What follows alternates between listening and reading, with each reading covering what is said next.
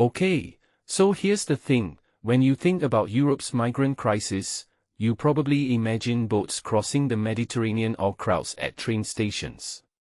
But what if I told you the real story is happening underground? Yeah, like some Cold War spy thriller, but way more messed up. And this isn't just about desperate people, it's about geopolitics, power plays, and borders that are literally being dug under. Let's break it down. Alright, first up, the idea that migrants are tunneling into Europe from Belarus. Sounds like a movie plot, right?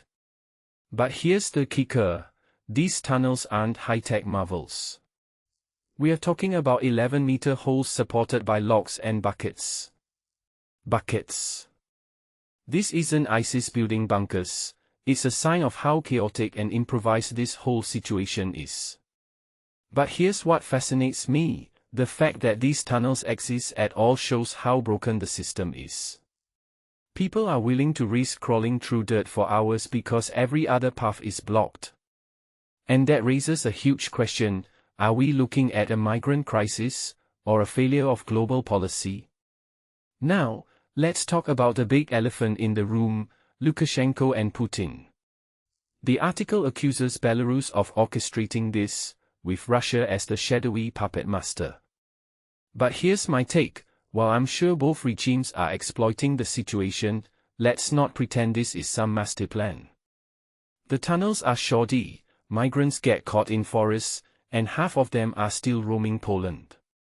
If this is a coordinated attack, it's the messiest one in history.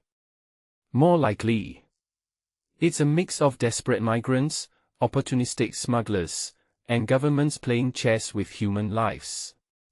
And honestly, that's way scarier. Let's zoom in on the locations. Take Narewka, Poland, the 60-meter tunnel that let 180 people slip through. The authorities caught 130, but 40 are still out there? That's not a victory, it's a game of whack-a-mole.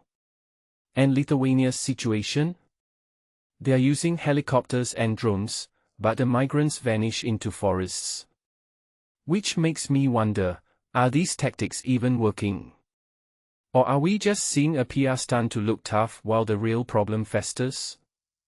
And don't get me started on the hypocrisy, countries building walls while their economies rely on migrant labor.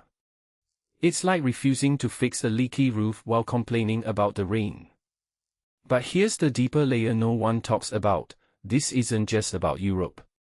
These migrants are fleeing places where Western foreign policy has left chaos, Afghanistan, Syria, Libya. So maybe the tunnels are the physical manifestation of our global failures. Every shovel of dirt is a symptom of a world order that's crumbling. And while politicians point fingers at Lukashenko, the real story is the millions displaced by war, climate change, and poverty. The tunnels are just the tip of the iceberg. So where does this leave us? If you take a step back, this crisis isn't about tunnels or even borders, it's about the illusion of control. Governments act like they can seal off continents, but people will always find a way. The real question isn't how to stop the tunnels. It's how to build a world where people don't feel forced to dig them in the first place. What do you think? Let me know in the comments.